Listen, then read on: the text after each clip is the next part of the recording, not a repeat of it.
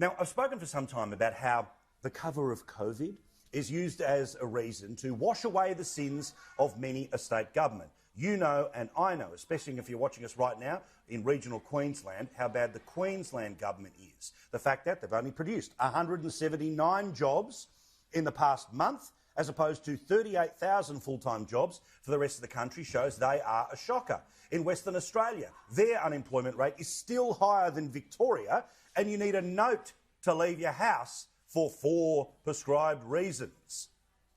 So, Daniel Andrews, now that he is in one hell of a political pickle, thanks to our dear friend Peter Credlin, and the reality that the inquiry that he set up, where it would not be a crime to lie to it, they thought they had a little plan.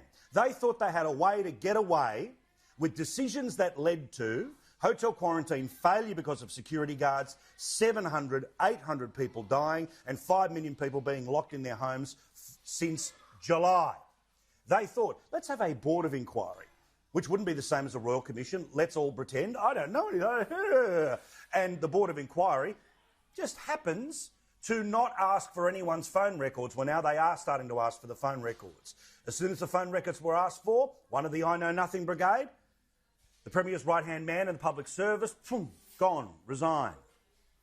Expect much more when we find out about the phone records of the police minister, the chief of staff to the Premier, and again, the Premier himself, who apparently has offered the phone records over to the inquiry, but they were never asked for by the inquiry. That in and of itself is part of the smoking gun here.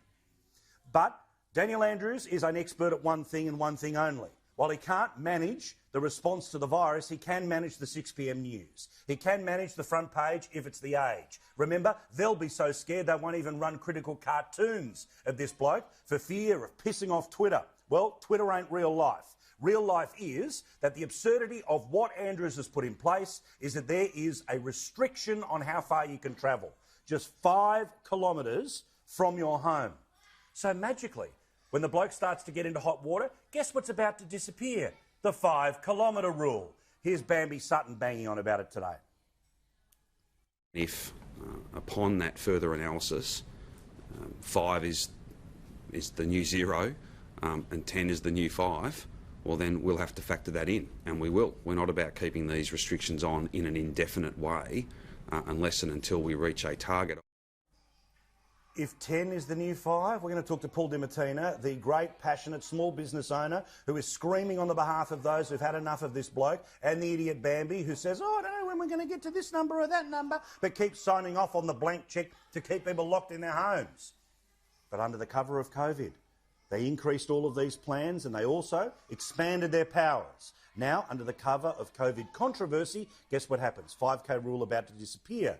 Whereas in New South Wales, we all know what's been happening there, and I've got more to say about that in a second.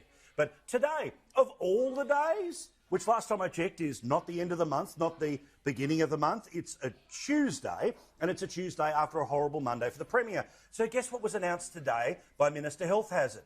The bloke who did not lose his job for his part in the Health Department's disgrace that was the response to Ruby Princess. Guess what's happened? They're now going to change the rules that say you can have up to 500 people outside at an event in New South Wales.